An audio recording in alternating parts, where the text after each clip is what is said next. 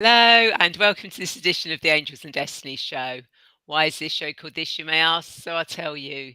The accepted meaning of angel is messenger, and the accepted meaning of destiny is to make firm establish. So my guests and I bring you messages to establish what you need to know in the present. And of course, I like working with angels and the calmness they bring. Now, in a moment, I will introduce you to my wonderful guest, Colleen Young. But before that, I'd like to say thank you so much for watching this show live at a later date, as it really means a lot to me to be able to connect with like-minded people. Now, if you've never met me before, then my name is Rae, and I'm a guide who helps you remember your divine presence so that you can heal your past, create your future, and transform your present to raise your consciousness, understand your spiritual path, and take charge of your destiny so you can spread your wings and soar.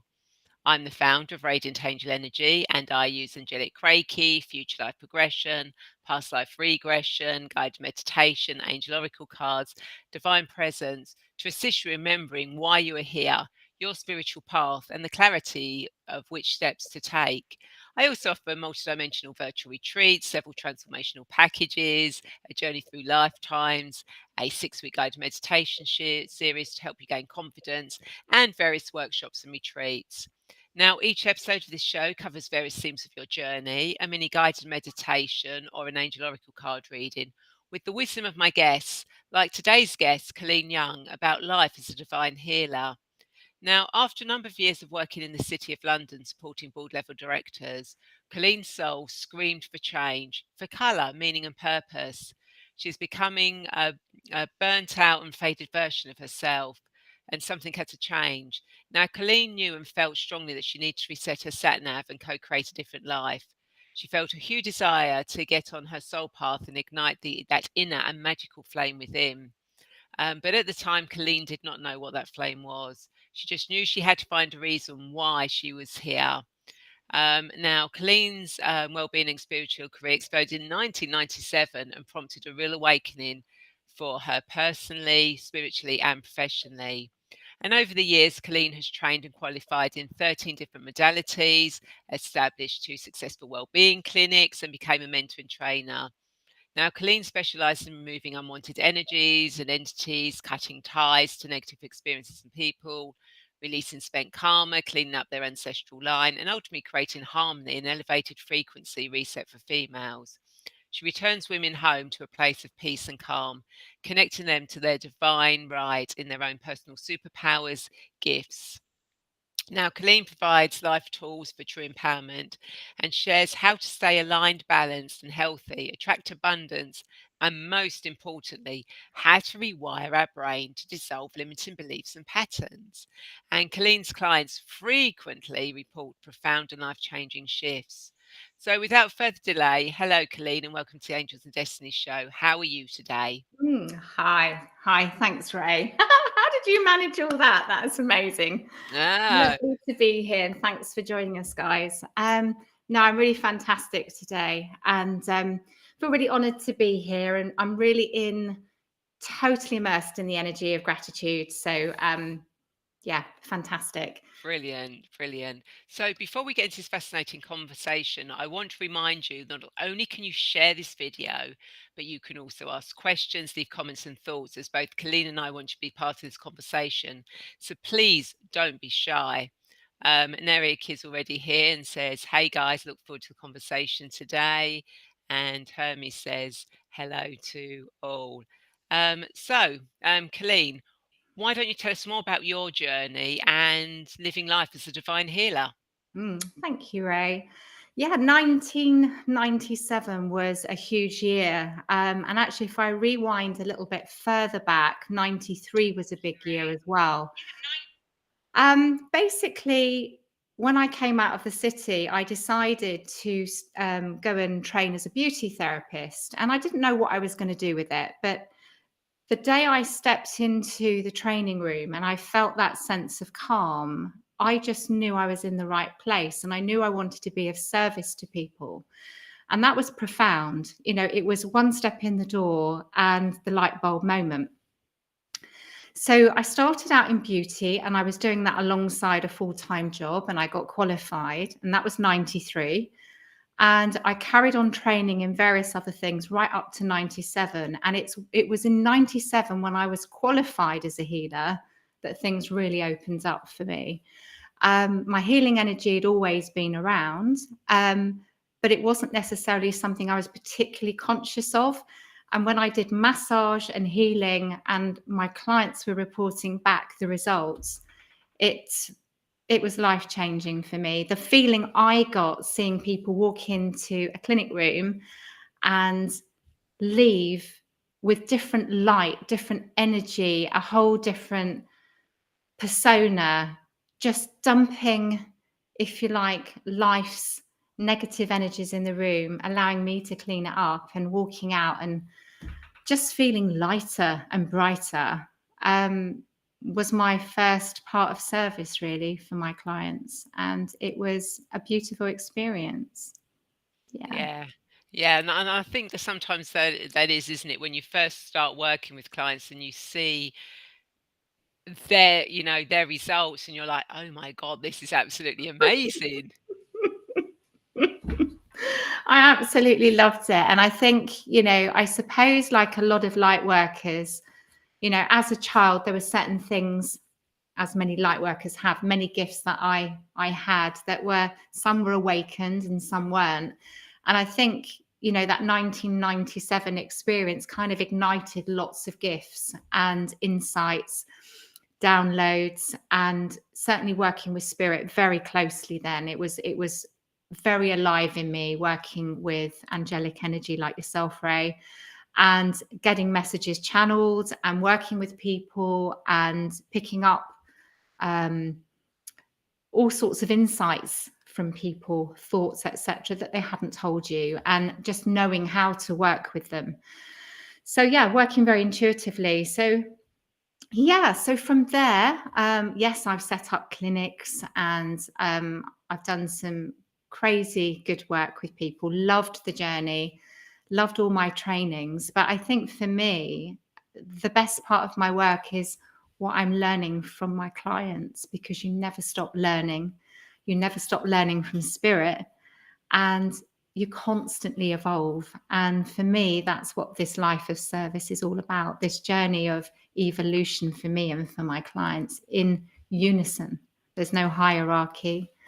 It's just one flow of transformation, support, growth, evolvement.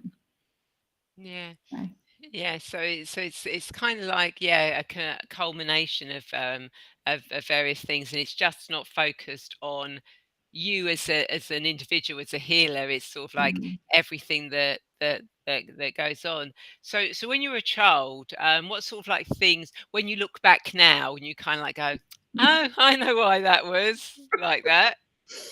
Um, I think there was a lot of things going on as a kid that I just thought was going on for everyone else. So my parents aren't spiritual. Actually, I'll take that back. I didn't think my parents were spiritual, certainly. I didn't realize my father was spiritual until the last year of his life. It was very hidden. But as a child, I would have playmates, invisible playmates. I think I was very connected to spirit then, and I think that was very supportive. Um, Certainly, yeah, angelic energy was around me. I think the empathic side was huge, and almost the ability to, when I was in other people's presence, to almost feel like I've stepped inside of them. So it made me quite a sensitive child, really, because I would be standing with somebody and literally feel what they're feeling. Um, And again, just assumed everybody did that. And it was only when I got older I realized they didn't. It's a small percentage of people, really. So nothing too profound. But as a child, I would say they were the main things: the invisible friends, the awareness of spirit, and the empathic side. Yeah. Yeah. So at the time you didn't think your parents were spiritual. So how did they react to all this stuff that you'd come out with? Yeah, I think my mum is still there's a huge block, and I totally accept her path is not one that really recognizes or wants to recognize the way I work and so many of us work. and I'm very accepting of that. Um, with my father, it was very interesting. I kept seeing past lives, and that's been happening since um, I had a car accident when I was about ooh, 30 years old. And that was the first time I saw what felt like a picture reel of past lives. And I could hear the clicking of the reel as well. It was really cinematic. And when my car turned, it just went click, click, click, click, click, click, click, click. And I was seeing all these kind of past lives go in front of me very, very quickly. And I was just like, oh, wow, wow. Okay. And since then, I've had revisits of past lives at different times. And some of my dad's came up in, I think it was, I would say the last 5 years of his life. Um, and I was there with him, and he'd been a tribal leader. I'd been a tribal leader, but in the Amazon and North American Indian life as well. So, and they weren't glamorous, I have to say. So it was a little upsetting, some of the scenes I'd seen. But then I realized what was really profound for me was my father's life was an interesting one. And I'd realized the one thing he gave me just before he died was this unconditional love and this ability to hold space so very beautifully, and to really hear what you say, really listen, and allow you to find your own flow. And just occasionally there would be a very potent comment, a very powerful comment. Um, and I've so much respect for that. And I realized that came from the tribal leader in him. And we had some discussions just before he passed where I told him what I'd seen. And he just sat and nodded, and he said, "Thank you for sharing." Oh, And wow. yeah, that was it. So a really profound part of my life was then as well. You know, that's kind of a bit of a mover and a shaker. Yeah, yeah, I can imagine. I can imagine it is. You think all these years, that your parents or people around you are not that way, and then suddenly it's like, well, actually, yeah, they were, and you think, why didn't that come out earlier? I know, I know. So, it's I think, the other interesting thing was I don't even know why I had a really old Reiki handbook in the back of my car. And it was just before my dad passed. And I went to see him in this beautiful spiritual hospice he was in. And I just trotted out. I knew it was in the back of the car, and I went and got it. And dad wasn't speaking then. And I just went back up and sat next to him, opened the page up, and it was about Chief Seattle, and it was a beautiful story about the Indians. And I just happened to just read it, opened up on that page for me. I knew it was the right thing to do, and I just closed it down. And I said, "I know you can relate to that, Dad, and that's for you." And that was again a lovely, let's call it spiritual coincidence that we have all the time. Provided for us. That was really beautiful. But what is interesting is my father's side were true Romanis, and that goes back from my grandfather. So I think some of this spiritual side will sort of emanate from there as well. I know Mm, it's within all of us, but um, I think my Romany family, certainly proper travellers with the carriage and the horses, and yeah, I think they carried a light for spirituality. yeah. No, that's interesting. Have you done your family tree to sort of like I need to. Thanks, Ray. It's another job. Well, we've got all this work to do, go back to family trees, see what we can heal in our own, in our own lives. We live in life as divine healers, so what's one more little thing? Precisely, precisely. Yeah. So, no, I haven't gone into depth on that. It would be lovely to do. Yeah. Yeah. Yeah. So how do you find you do all these things. How Mm. do you find sort of like living life as as a divine healer, as a healer with everything that the outside world throws at us, as well as holding the space for clients? Because Yeah. So I it know. can get a bit Yeah. heavy. It can be. And, anyone that's into their numerology, we were just talking about this, weren't we? I'm a life path 22, so a master builder. So it kind of makes sense that I've, had lots of challenges in life and I've had to rebuild life many times. Um, the beauty of that and the magic in that is all those challenges have created opportunities for me to work through difficulty and come out with some magic. So I've got 13 different modalities I use in my work that I'm qualified to use, around energy, around mindsets, some beauty stuff, some massage stuff, thrown in, etc. But all of those modalities kind of form a framework for me to keep pulling in as needed. And alongside that, the challenges I've seen my clients have and how I've assisted them when I've worked with them, and the magic we've created together and the magic I've created in my own life. So I guess it's an alchemy pot. It's this beautiful pot of experiences and learnings and wisdoms from my mentors. And it's like, I suppose when I train my therapists, to be healers, I always call it handing over the baton.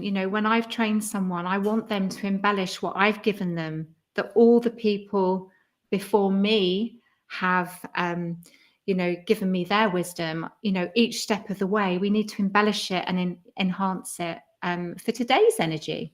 Yeah. So, because it's constantly changing. So, it's our legacy, and there's so much potency in that, from our ancestors. Thank you. And what we hand over to others with great honor. So, yeah. So I've forgotten the question, but it was interesting spiraling. It was. I love spiraling. It kind of like, oh, where are we going? Or Yeah. on that one, living life as a divine, Yes, as a thank divine you. healer. Yeah. So yeah, pulling all that together, using that melting pot, and for me, very much like Rae, I do lots of different things. So I do one-to-one work with people. I do group work. I do programs. I specialize in women because I understand their path and their terrain, because I am a woman.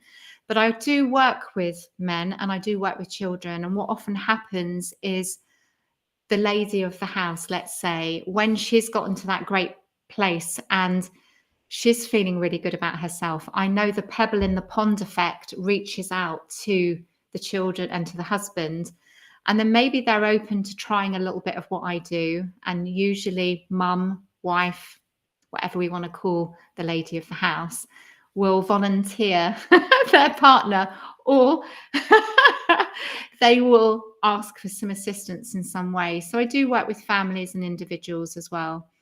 And I love doing that. And I make energy medicine as well for families and for pets, and help people move forward rather than being stagnant. And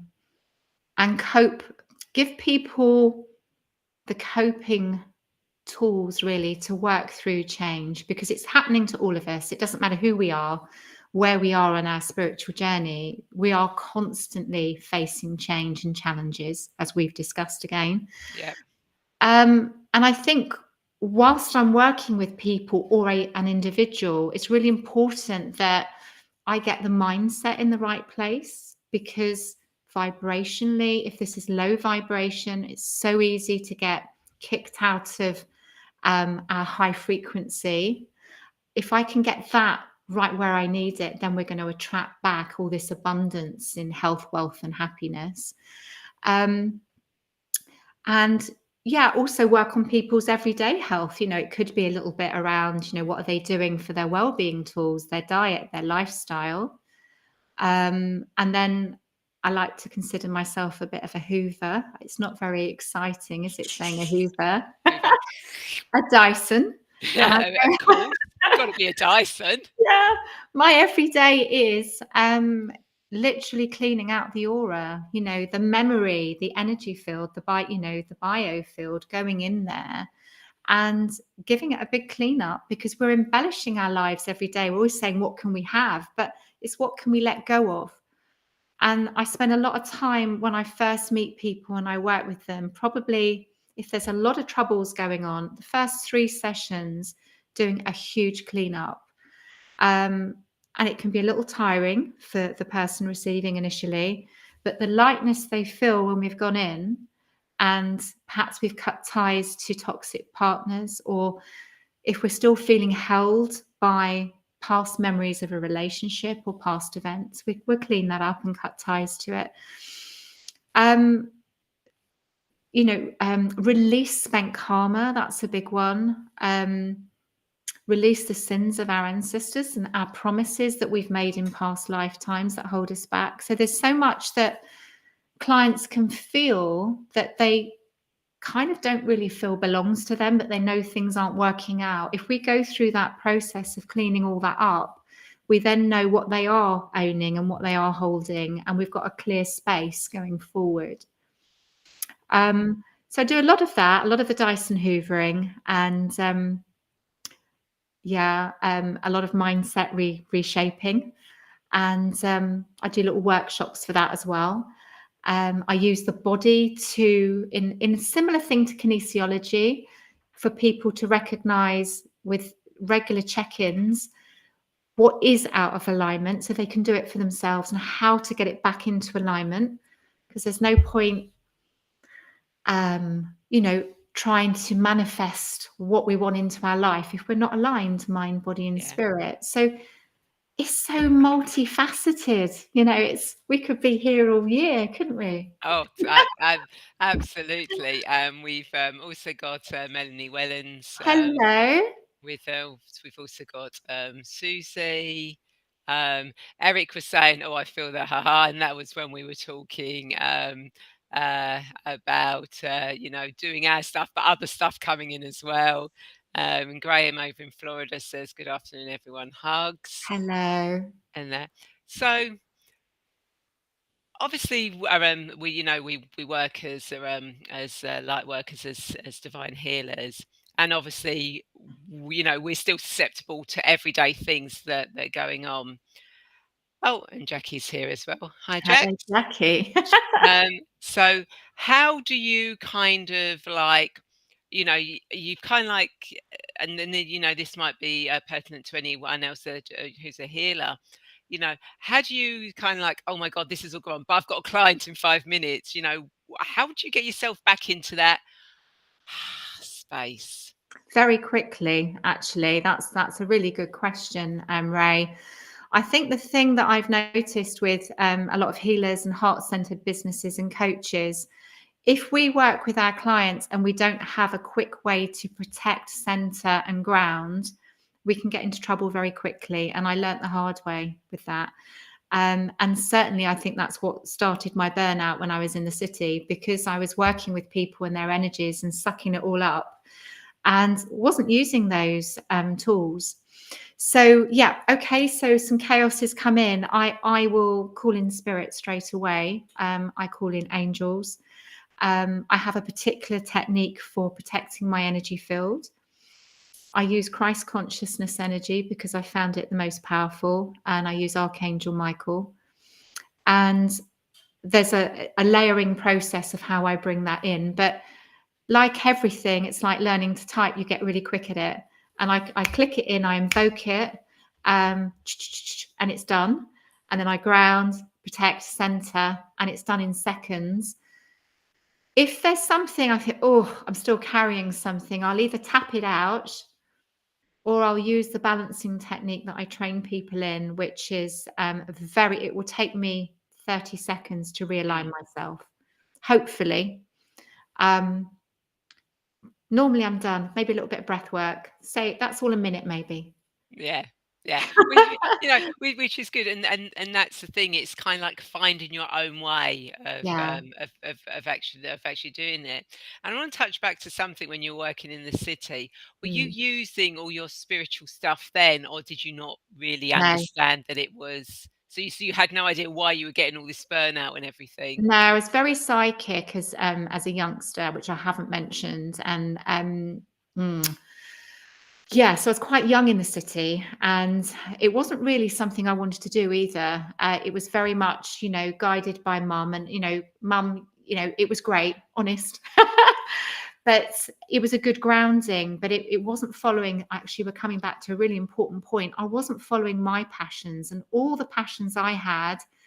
My mum was being very practical because she came from an extremely poor family. So it's just go to the city, go and earn some money and pay your way. And that's how it was. So that's what I did. So I'm going there as an empath. I'm going there as a natural healer. And I'm going there as a psychic. And I'm absorbing all this energy in rooms. And people used to gravitate to me if they had problems. And I used to get really quite tired sitting on trains as well and commuting, and I didn't have any proper well-being tools. So I guess, again, on reflection, looking back, these are the kind of clients that come to me. They'll be working in the city or having a big job or a business, running a family, and they haven't got these tools in place. They might know they need something, but it's not there. So they're experiencing overwhelm or anxiety or burnouts, whatever it is, an imbalance. So no, I didn't. And I think that stepping into that, that training room when I was there, and it was that no phones were ringing, and it was that peace and a moment to gather myself and a moment to kind of create the energy I wanted there, because I was holding space for another, was my first learning of what my service was to others and to myself. So no, nothing there to protect me. And even as a young healer, when I started out in I was doing healing earlier than that, but as a qualified healer at 97, I think there were times that I would I'd protect in the morning. I didn't protect between every client, which I would do without fail now. And I used to get zapped occasionally. Someone would come in with some huge energy and I've taken it on, and I'd be punch drunk, just be totally out of it. And I had to have those experiences to know how important it was to follow these processes to protect my energy. So yeah, that's one of the really big principles of my work when I'm training therapists. It's absolutely ground, protect, center, align. You shouldn't be needing to, in my opinion, the way I do it anyway, needing to clear down a lot at the end of a session, because it's all protected, and I put things into the ether and transmute it as I'm working. So no need to clear down at the end, really. Yeah, no, that makes absolute sense. And everyone watching, if you've got any questions or anything you want to ask them, please do feel free to ask with Rae, Colleen under the deep, and Please deep do. end, and just see what comes, what inspiration and guidance comes from any questions you might want to ask her. So you've kind of like what was working in the city, and then what was the actual trigger point? Did you actually get into doing the therapy work full time before you quit, or did something happen that you kind of like, sod this, Yeah. I'm just going. I might not have a penny to my name, but I'm just going. How did it all come about? Okay. I mean, it was quite interesting, actually. I when I was working in the city, I then got a more local job. I lived in Tunbridge, and there was a company called Fidelity Investments, and I got into that company. So I left, a very good wage, and went and worked locally for Fidelity Investments for 4 years. And oh gosh, it was like, the Bayer tapestry is all lovely and bright. It's like it was just fading down over time. And one of the IT trainers one day just kind of craftily walked by my desk and dropped, this is really interesting what she did, a brochure for a local college, and just tapped the table. She went, "Something for you." And I said, "What's that?" That's a local college. I said, "Are you trying to get me out of here?" Joking. I got on really well with her. She said, "Thought you might," with a little wink, "thought you might want to look in there." She obviously was an empath. I'd never said anything to her. I think she just felt I needed a change. And that brochure was a trigger. I took it home. I saw some courses in there. I just trusted the process. I didn't know how I was going to do a full-time job and run a home and study. I just did it. Went on it, loved it. It didn't feel like work. I got excited. And that was the spark. It was an ignition, an igniting of passion. And again, in my work, I guide people to follow their passions. We are here for a reason. It's different for everyone. But what makes us animated, what makes us passionate, what makes us excited is perhaps the path that's open for us to follow if we choose to. And that's what she did for me. So that was the trigger. And it just kind of went from there. And one day I had the courage to kind of dump the job and jump in. And I was quite young, really. I was late 20s. That's quite young to set a business up. And I've Yeah. been self-employed and protected, thank you, universe, all that time as a self-employed person. So Wow. somehow it's worked. Recession, non-recession, times are, not always easy, but somehow I've paid my bills and got through and managed to support people. Yeah. That's excellent. And Eric has said he's got no idea why he's got this question, but Yeah. it's an odd question. What does a triangle mean to you? Oh, okay. Oh, well, that's geometric shape straight away. So that's a really good, that's so many different things. Oh my word. So straight. Okay, I'm right. So I use a lot of symbols in my work and I use a lot of geometry. So what does that mean to me? It could mean whatever I want to use it for creatively. Straight away, I'm going heart, actually. I use something that is a triangle, which is called hearth, and I use that over the heart to open it right up and to raise heart frequency. That's what's come to me straight away. I'm also getting high frequency, and then I'm getting, I don't know what the two are. I'm channeling this. The two other points is maybe my client and me working together on the earth plane, grounded and earthed, but tapping into source. So that's a really good question. That's opened up a bit of channeling. Yeah, Thank you. What a great question. that is, yeah, Eric's training in angelic Reiki as well, so he's connected to the to the angels. So yeah, there's a reason why that question sort of like Yeah. came out. Oh, So pyramids as well. Thank you. Egyptian stuff's just come through. It was like, don't forget us. Yeah. Okay.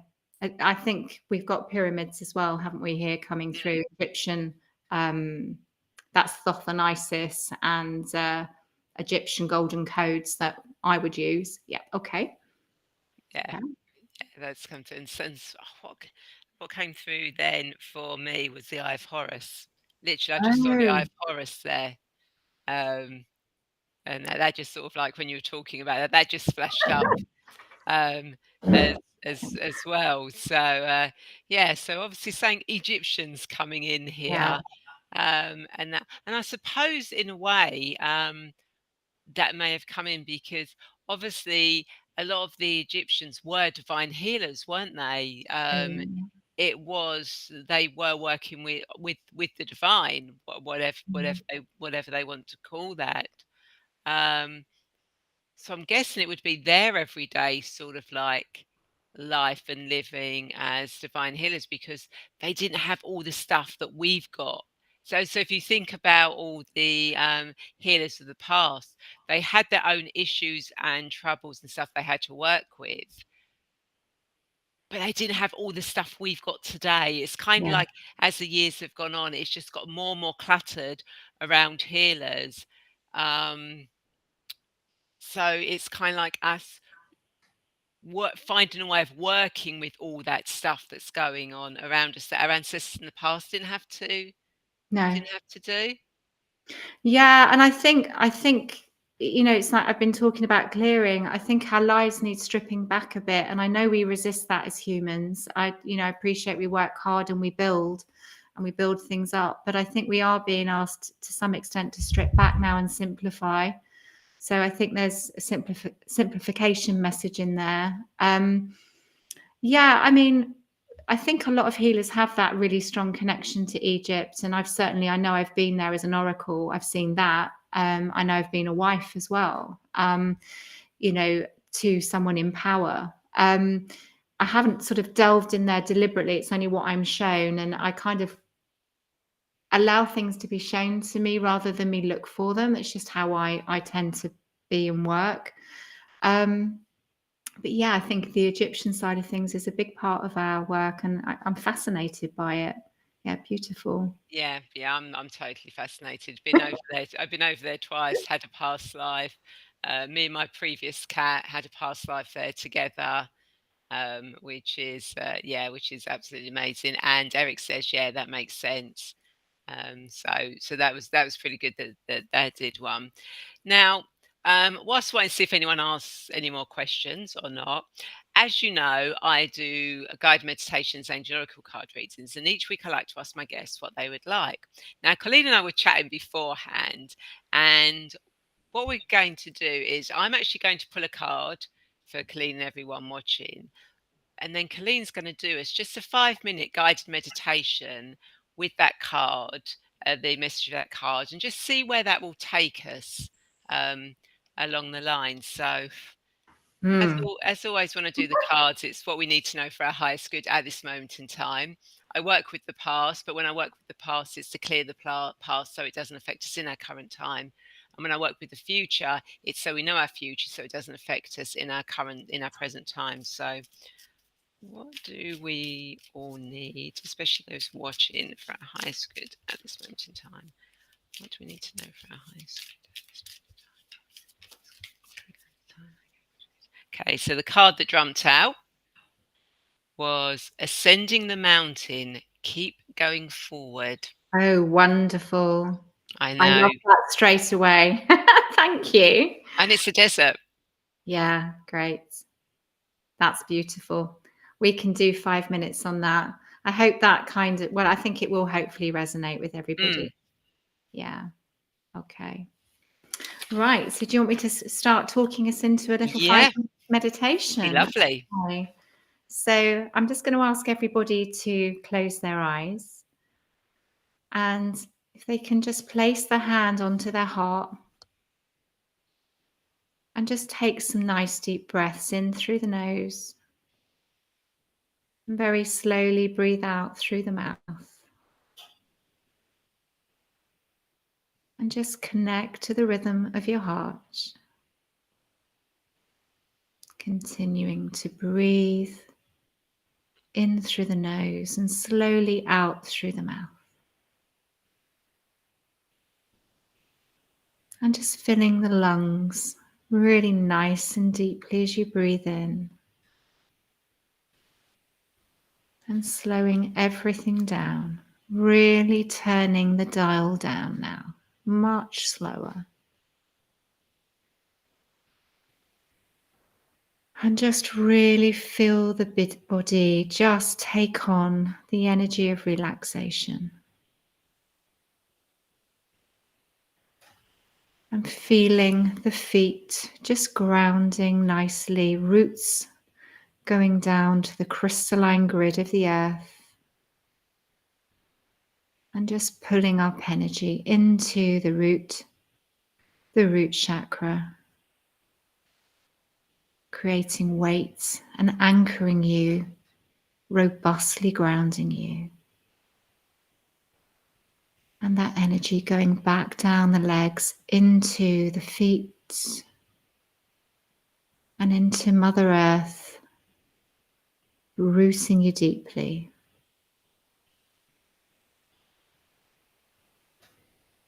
And in your mind's eye, or however you imagine things, just see yourself walking on the terrain to a beautiful mountaintop.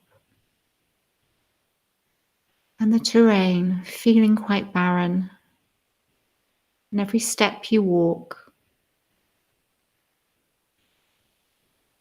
is taking you into a more relaxed place.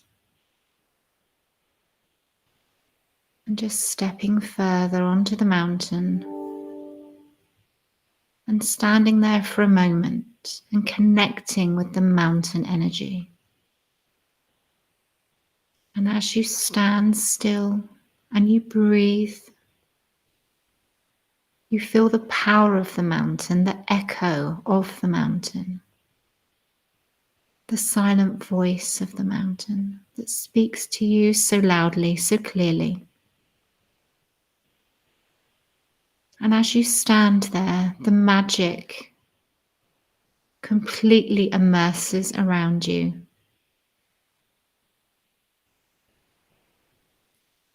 You feel the connection to spirit. You feel the ancestors of the land connect with you positively. It greets you, it welcomes you.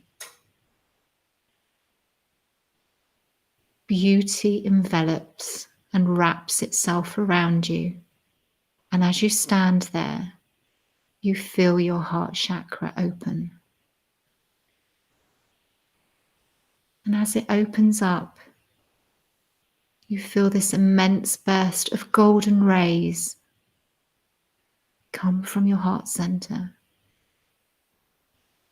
and brighten the earth around you like a beacon. And the power of your heart grows with every beat. And the energy of all that is around you, above you and below you, of high frequency, is beating with your heart. You are at one with it. You are growing and immersed within it. And as you stand, you feel the colour grow around you, wild meadow flowers around your feet. You feel the breeze on your face, the perfect temperature, the whisperings of the sky, the elements, and the sound of the eagle that connects with all of you, the freedom, the potency. And you just breathe it in. Breathe it in again and let it magnify. Become one with the universe. Become one with Mother Earth. And feel your whole energy expand, your aura expand. And allow it to grow and grow with every breath you take until it feels limitless, until it feels like it's expanded into the universe as far as it can go. Sitting within that energy is peace.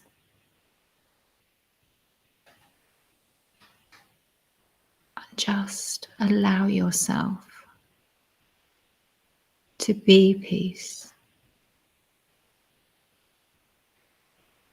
Allow yourself to relax in peace. And allow yourself to align and imagine a laser beam of light from above, high frequency light, a laser beam go through the crown of the head, through the body, and out through the feet, aligning mind, body and soul. And allow that column of light to expand. See it as a white column expanding, centering you, connecting you to all that is.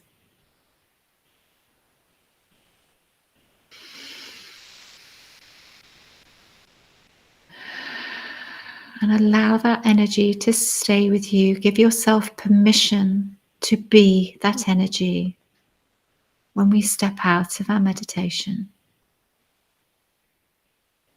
To be at oneness with all that is of high frequency. To be at peace. To be aligned. To carry that energy of the mountain, that freedom of spirit with you. That journey we've been on. And just breathe in now very deeply. And on the exhale, start to wiggle your toes, bringing yourself back into a grounded place. Perhaps rub your hands together now. And just feel a weight on your feet, a pressure on your feet connecting you with the earth.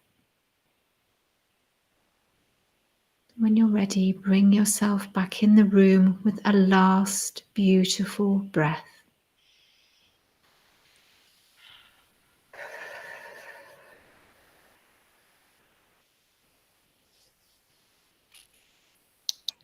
Oh, that was beautiful.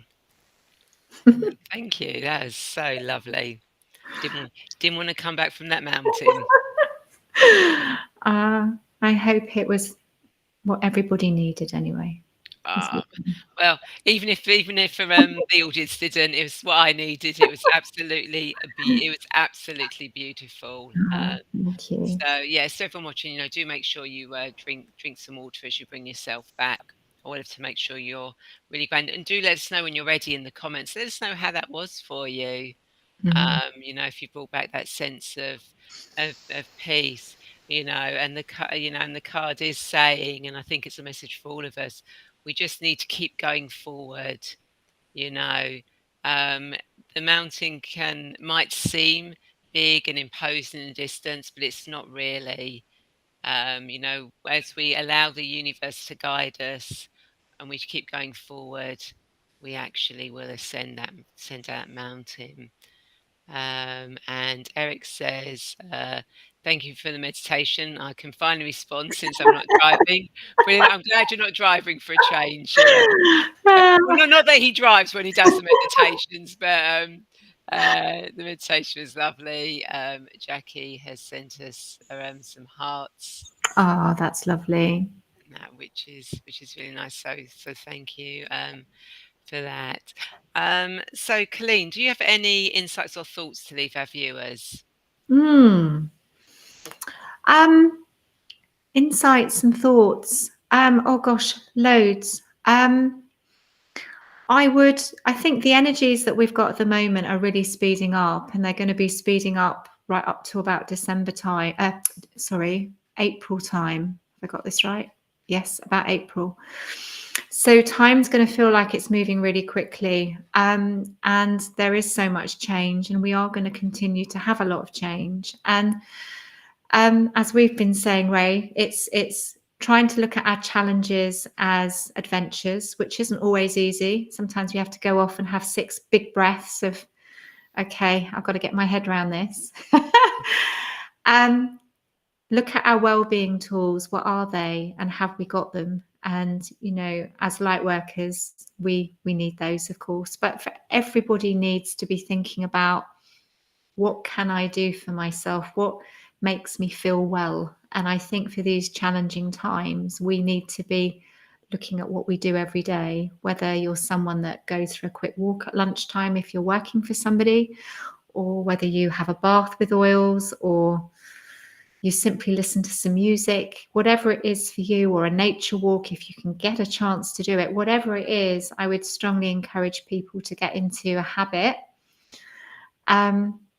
Which brings me to, I say to my clients, cha-cha-cha, and I always say, and this is strictly, and they remember this then, it's the only way they kind of remember my message.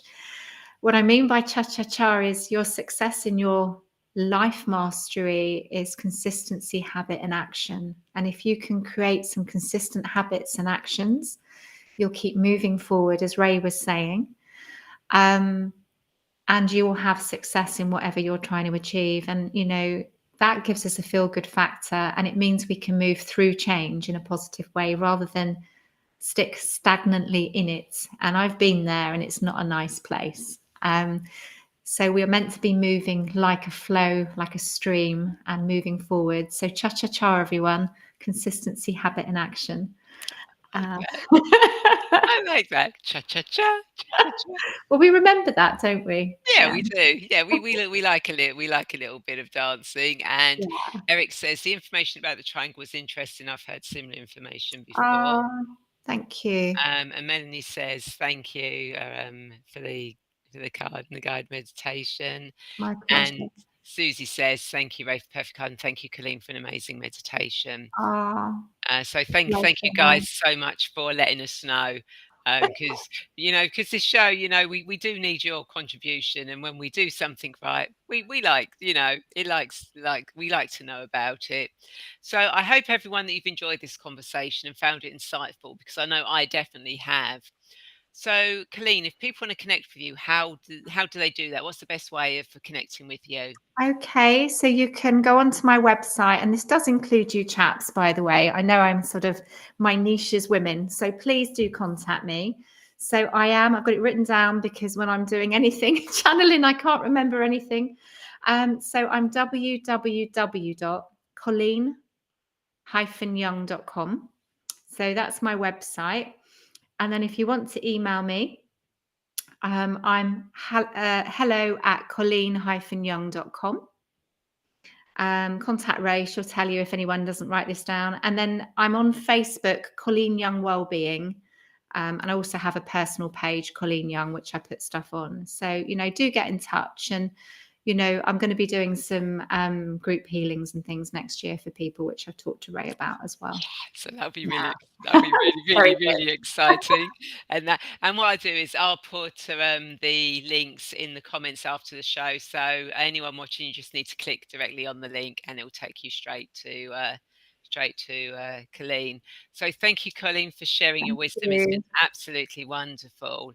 And of course, for everyone watching, if you're now ready to remember your divine presence and step onto your spiritual multidimensional path, but you feel a little bit lost, confused, stuck, or alone, then please feel free to connect with me, and we can arrange a free video call to discuss where you are now and how you can move forward to take charge of your destiny so that you can spread your wings and soar.